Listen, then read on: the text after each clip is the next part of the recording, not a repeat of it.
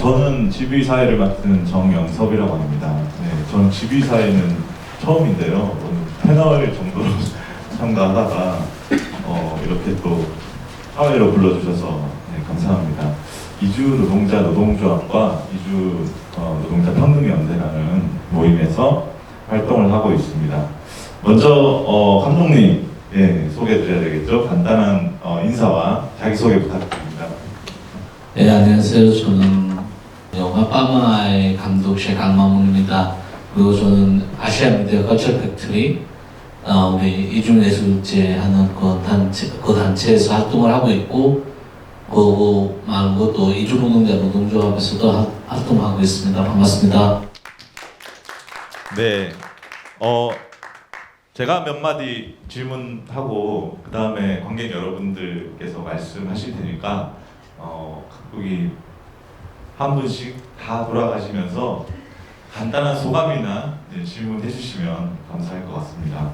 새 영화 공통점이 뭐라고 혹시 생각하시는지 물론 이주민을 다 다룬 영화죠. 한국에서 현재 이주민의 어떤 현실, 이주 학생들도 그렇고 노동자들도 그렇고, 그리고 이제 결혼 이민자들도 그렇고, 한국 사회에서 이제 그들에 대한 보는 시선 거의 비슷하다고 볼 수 있고, 그냥 한국인 나라가 필요해서 그들을 이 사회에 있게 하는 것 같고, 그러면서도 이 사회는 많은 영역에서 일을 하고 있지만 이 사회 사람 되지도 못하고, 이주 노동자 경우에는 아까 드림하우스에서 볼 때는 이제 기숙사 문제도 그렇고, 코로나 시대 이주 노동자에 대한 어떤 혐오를 볼 수 있고, 지나친 하루 거기 보면은 이제 중국인에 대한 어떤 혐오나 완전 그런 알바 노동자에 대한 어떤 문제점을 볼 수 있고, 빠마라는 거는 이제 국제 결혼 이제 문제 다루는데, 거기에서도 국제 결혼 여성들을 어떤 사람으로 아니라 이 나라에 이제 왔으니까 애로 낳아야 되고, 그러면 이제 세 가지 상황을 볼 때 우리가 각각 이제 영역이 다르지만 거의 비슷한 처지에 서 있다는 것을 볼 수 있습니다. 네, 그렇습니다. 이렇게 이주 노동자들의 이야기, 그리고 결혼 이주 여성들의 이야기, 유학생들의 이야기, 이런 이주민들이 사실 한국에 또 대다수를 차지하고 있는 이주민 분들이시죠. 제가 개인적으로 새 작품을 보면서 공통점 중에 하나라고 생각했던 거는 반전이 다 있더라고요. 드림하우스는 꿈속에서 있다가 저는 좋은 집에서 그렇지, 요즘 이주 노동자들이 저렇게 좋은 집에 사는 사람도 있지 했는데 꿈이었고, 실제로는 그런 컨테이너에서 살면서 친구도 못 데려오는 그런 상황이었고, 또 지나친 하루 영화에서는 요건 좀 제가 좀 깜짝 놀랐어요. 이야기 흘러가면서 선주민 여성이, 또 그것도 이제 아르바이트를 하면서 힘들게 살아온 여성이 자기보다 더 힘든 이주 여성 유학생을 도와주고 어떤 서로 간의 유대를 그리는 건가 보다 이렇게 생각했는데, 갑자기 그분도 이제 이주민이라는 사실이 이제 영화 중간에 드러나고, 또 이제 빠마에서는 니샤 씨가 어떤 강요된 며느리의 정체성을 거부하고 본인의 어떤 개인의 어떤 인격, 나는 나다라는 것을 또 과감하게 얘기를 해주셨는데, 그걸 보다 보니까 이주민들의 상황을 보여주기 위해서 이런 반전 장치가 확실히 필요하겠구나라는 생각도 들더라고요. 그거는 좀 어떠셨어요? 일부러 그렇게 좀 설정을 하신 건가요? 일단 그거죠. 이제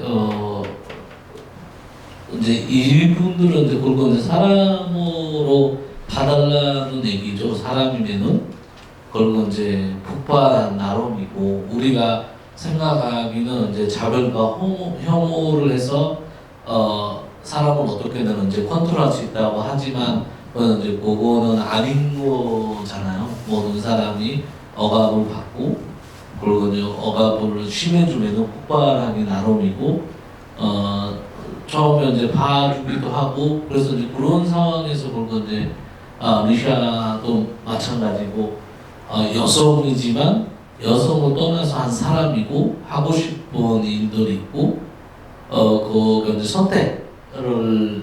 선택권이 있어야 되는데 근데 그리고 이제 거기서는 이제 자기 어떤 선택권이 거의 없다고 싶어 해가지고 이제 마지막에 이제 폭발을 하는 거죠.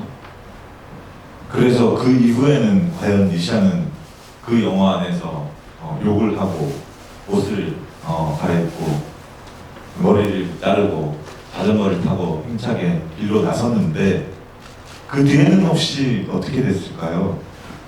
일단 뭐 자기 부모 찾아서 또 이런 억압 속의 삶에서 또 부딪히면서 이 사회에서 살아가지 않을까?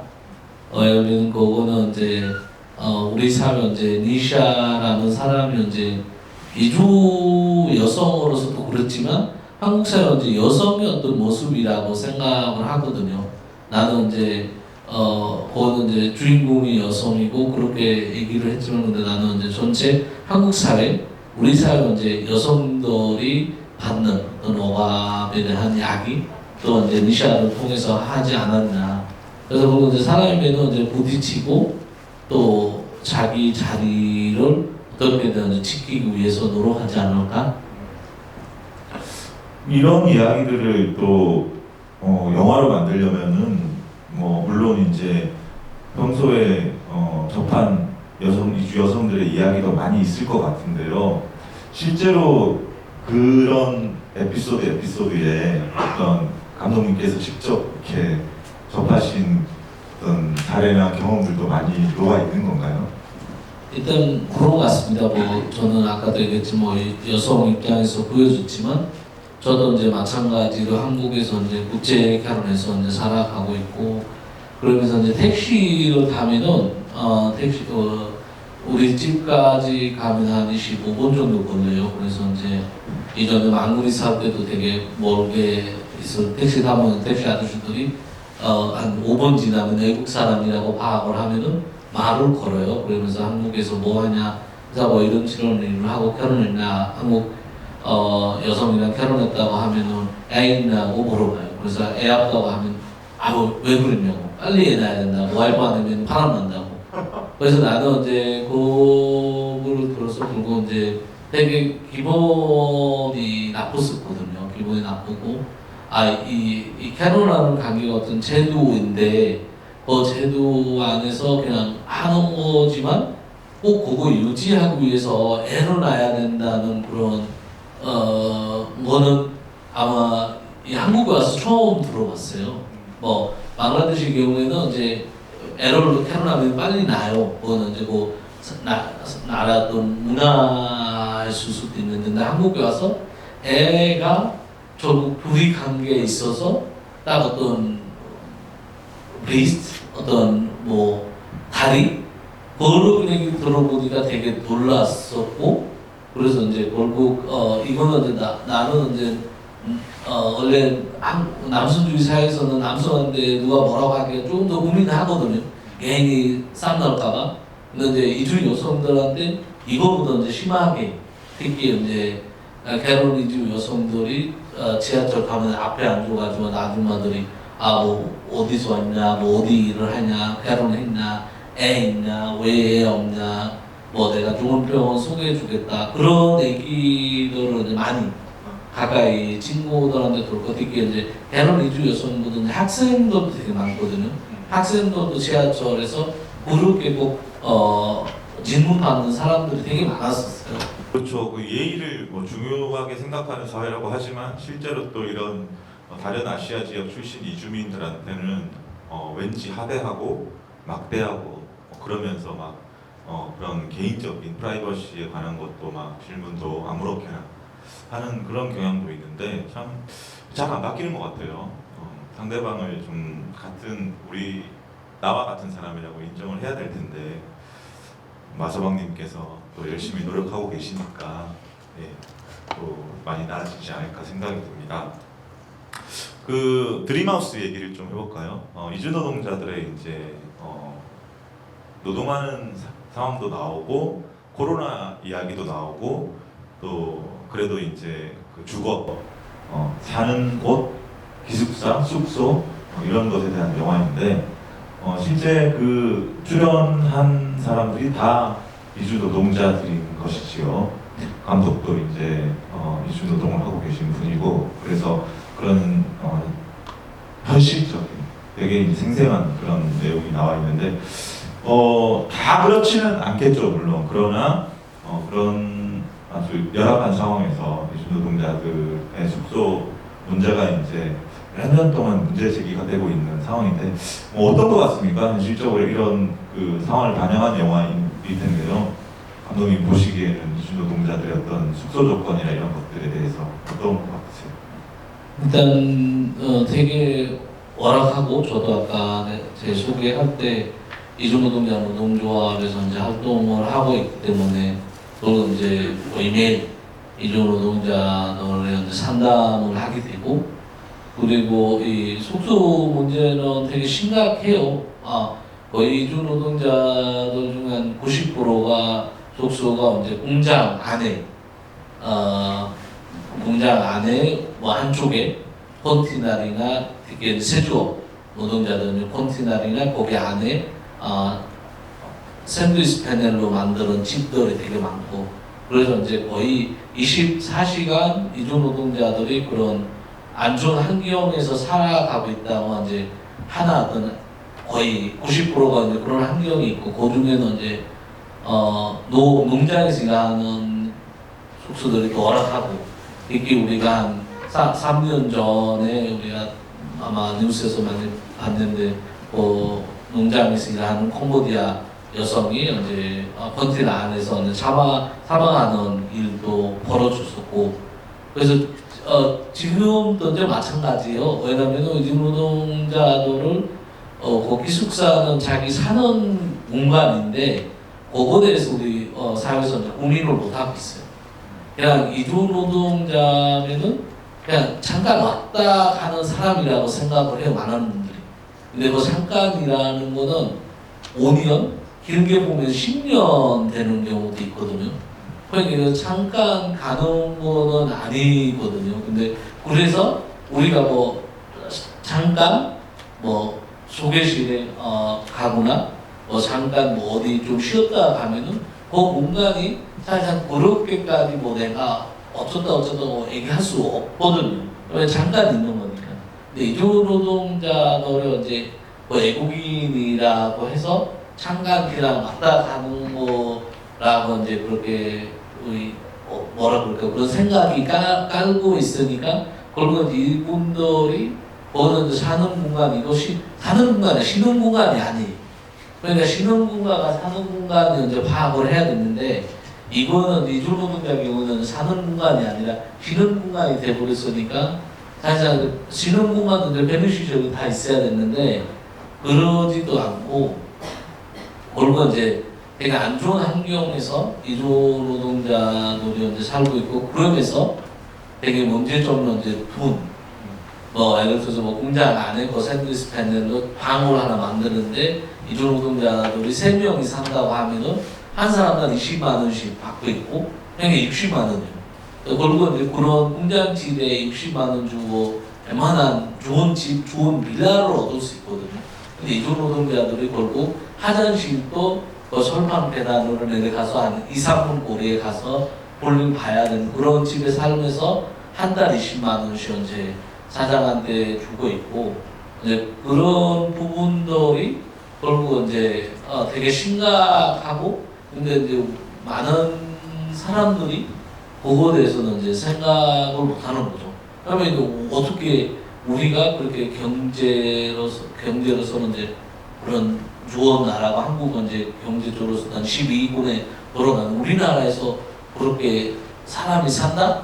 그럴 때 많은 사람들이 모르고 있고 또 약간 아는 사람들이 뭐 우리나라 사람들도 뭐 그런 안 좋은 집에서 살잖아 또 그렇게 얘기해서 이걸로 이제 뭐라 그럴까 아예 이 부분에 대해서 국민 안 해도 된다는 식으로 이제 안 하는 분들이 있고 조합해서 이게 하면은 실제로 이제 되게 사람은 살 수 있는 집이 있어야 됐는데 사람이 살 수 있는 집이 아니라고 넌 얘기를 해주고 싶어요.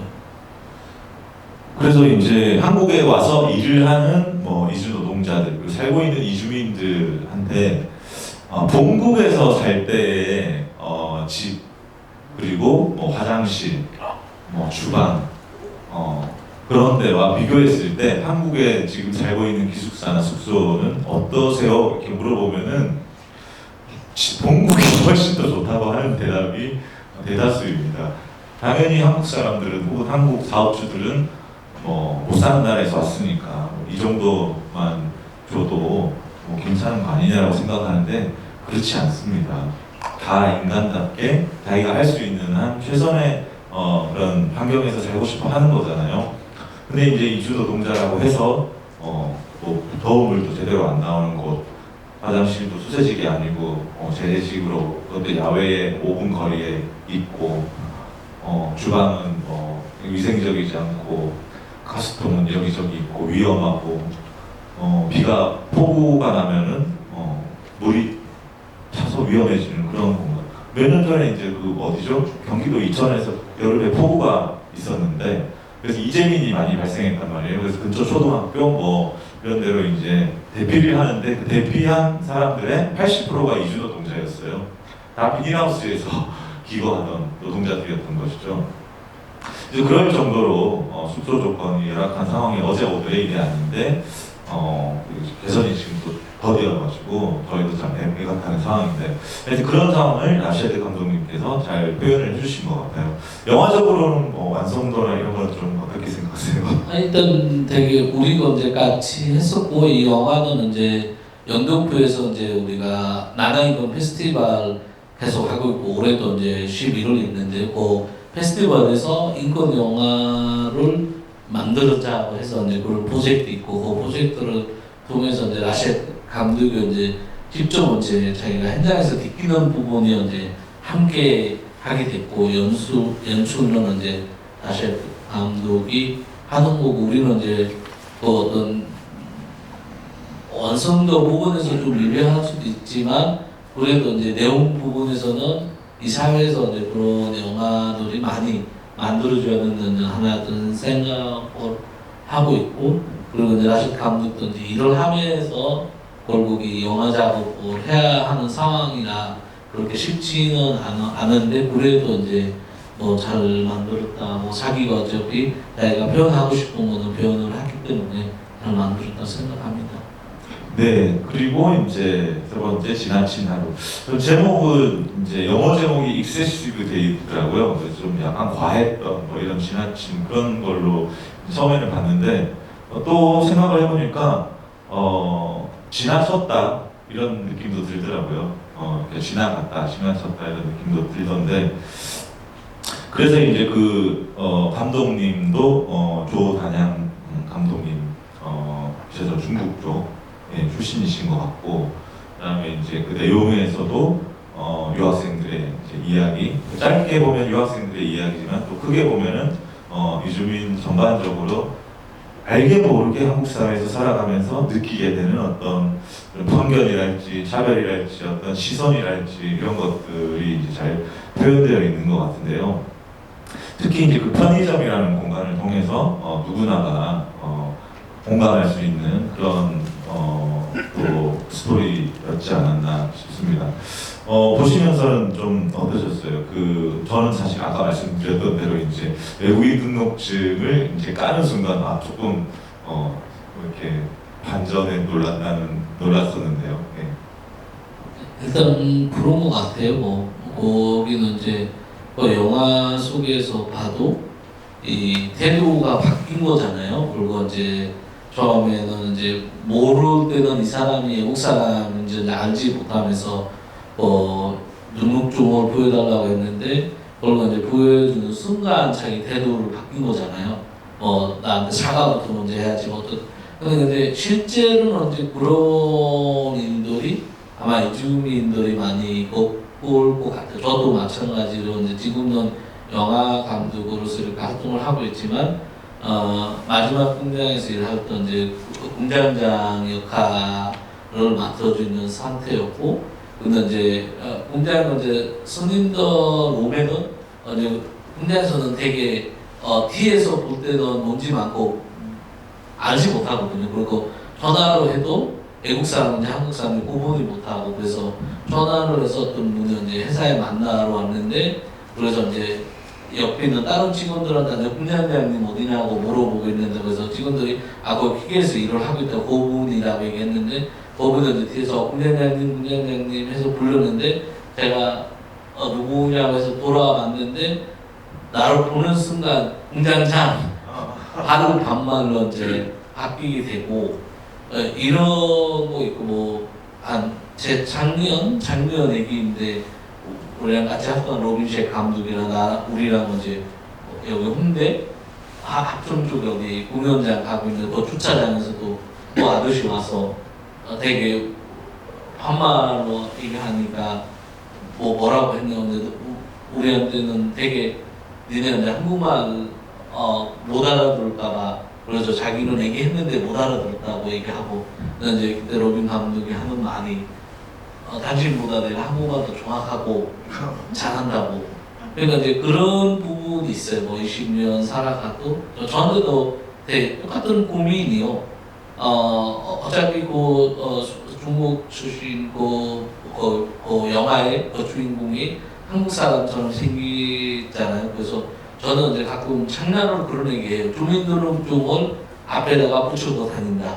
나는 한국인이라고. 그러면 이제 이유는 그거예요. 내가 한국인이나 주민등록증 있나 없나 따라서, 그리고 이제 이주민에 대한 사람들의 시선,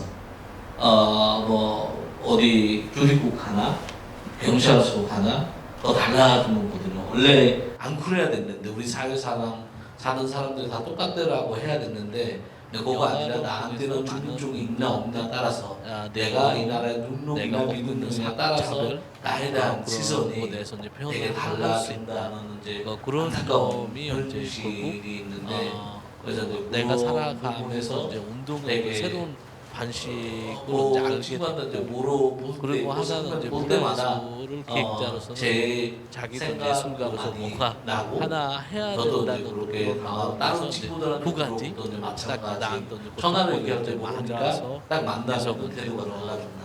영화 그 한국인이라는 된다고는 이제 뭐 한국인이라는 특별한 거 뭐가 있는지는 모르겠어요. 그냥 사람들이 똑같은 사람이고, 우리 사회에 있는 사람들이 다 똑같은 사람이라고 생각하기 때문에, 이제 뭐 사람들이 얘기할 때는 뭐 누구한테 뭐라고 하지 않지만, 근데 쓱 그렇게 이거 나 스스로도 뭐 내가 한국인 됐다고 대단했다고 생각하지는 않아요.